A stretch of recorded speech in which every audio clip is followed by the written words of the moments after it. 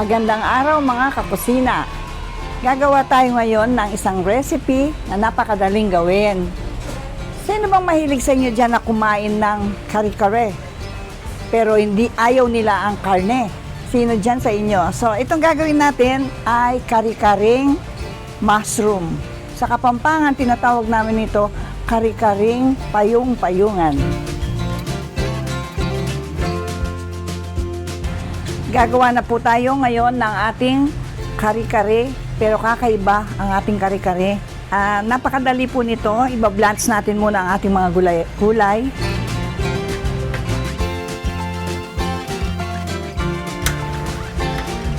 Unahan ko ang ating sitaw.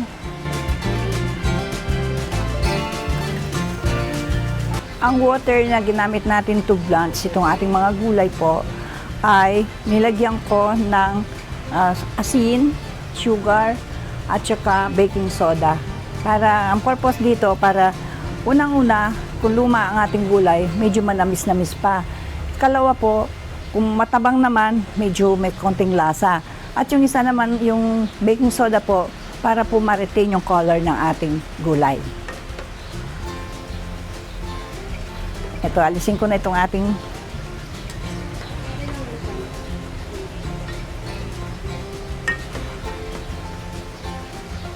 ang susunod kong ilalagay yung ating talong. Maaaring putulin muna natin siya, maaaring buo. Ang recipe pong ito, una ko pong natikman ito sa Bulacan. Tinuro po nila sa akin ng mga tiga doon. Pero pag uwi ko sa bahay, ginawa ko po sa old-fashioned way na tinuro naman sa akin ni Impo. Pero instead of using meat, ginamit ko po ang payung-payungan, ang kabuti. Nanggagaling din po ito sa isang kaibigan ko, si Chef Tristan sa Tagaytay. Chef Tristan, thank you dito sa binigay mong kabuti sa akin.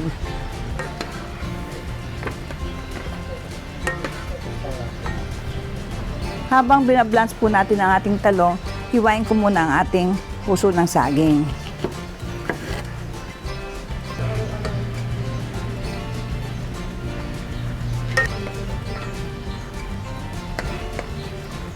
Lalagay ko naman po ang puso ng saging na hinihiwa-hiwa ko na rin.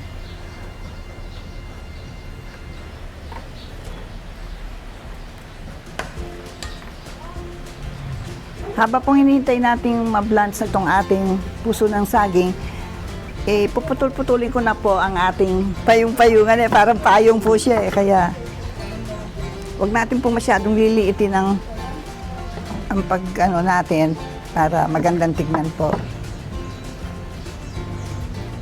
Okay na po itong ating puso ng saging. Itatabi ko na rin po siya.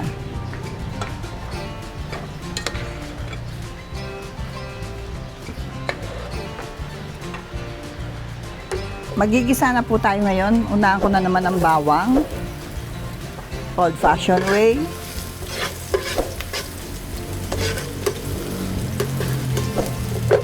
Sunod ko po ang ating sibuyas.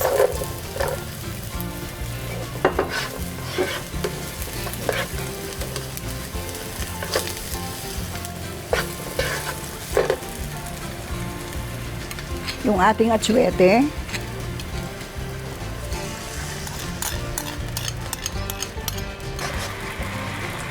Lagyan ko po ng tubig.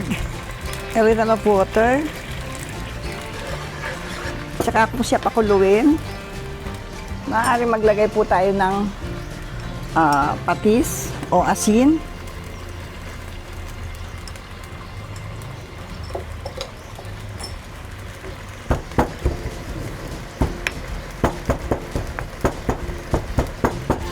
Ito pong ating dinikdik na bigas, no? Bigas na toasted.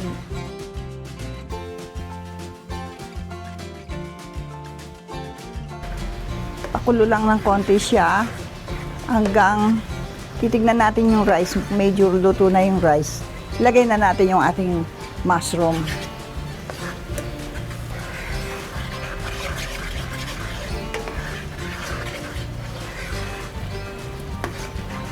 Tignan po kung Okay na yung atswete. Okay na po siya. Kasi pag hindi mo pinakulo matagal ng atswete, iba yung lasa. So, ang lalagay na natin ngayon ang ating payung-payungan, ang ating mushroom.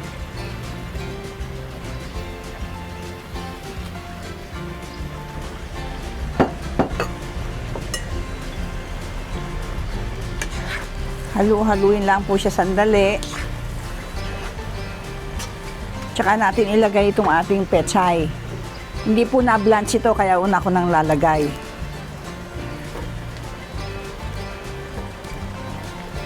Lalagay ko na pong lahat.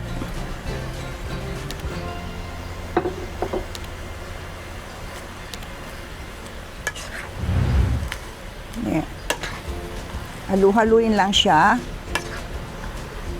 Kung nakikita po natin nawawala po yung sabaw niya, maaari din tayo magdagdag ng konti pang water. O kaya kung may broth, maglalagay po kayo. Lalagay ko na po ang ating puso ng saging.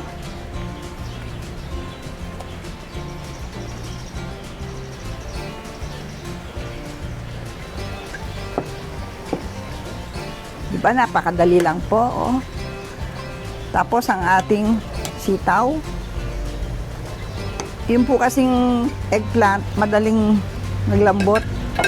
Kaya medyo huli ko siyang ilalagay. Anyway, luto naman po sila, na-blanch na sila.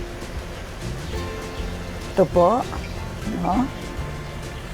Kung sakali po, gusto niyo yung modern way naman po, para mas mabilis, makakagamit naman po tayo ng mga ready mix na mga para sa kare-kare. Maaari din po natin gawin yon. Kaya lang po, itong pinakita ko sa inyo, old-fashioned way po ito. Meron din po akong dinikdik na peanuts. Lalagay ko na po siya. Ang iba po, peanut butter ang linalagay nila. Sa atin po, yung maning dinikdik po. Lastly po, ilalagay ko na itong ating talong. Oh, may naiwan pang tatlong ano dito. Tatlong sitaw. I love you po dito. Oh.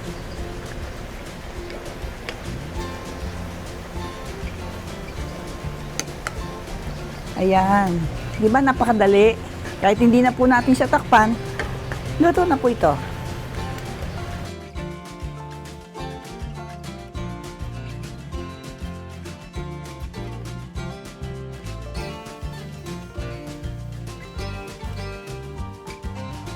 Mga kakusina, ito na po ang ating finished product na kare-karing mushroom.